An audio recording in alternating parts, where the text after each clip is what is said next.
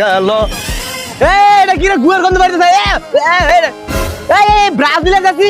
সিয়াম কিছে ভাই? এই জার্সি কার? এই জার্সি কার আমি কেমনে কমু? তুই জানোস না তাহলে এটা মেয়েরা দিছে কেন? এটা ফালা। আপনার কি মাথা খারাপ হইছে? আমি এই জার্সি ফালাই পারতাম না, আমার ঘিন করে। তো তোর ঘিন করে, আমার কি ঘিন করে না নাকি? আমি আদা ফালামু? ফালান গা আমনে টামনে যেমনে মন চাই হেমনে। কি করে দেখলা?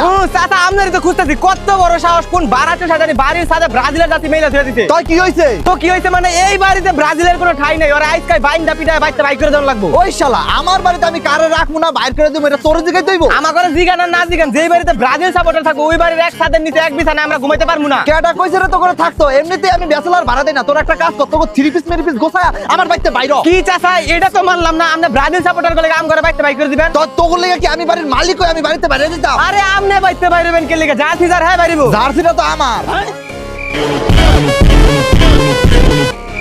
চাচা ব্যাচেলার ঘরে কেউ বাড়ি ভাড়া দেয় না। চাচা আপনি আমগো অভিভাবক, আপনি আমগো মা খালা, আম ঘরে বাড়িতে বাই করে দেন না, আমরা কই যাবো?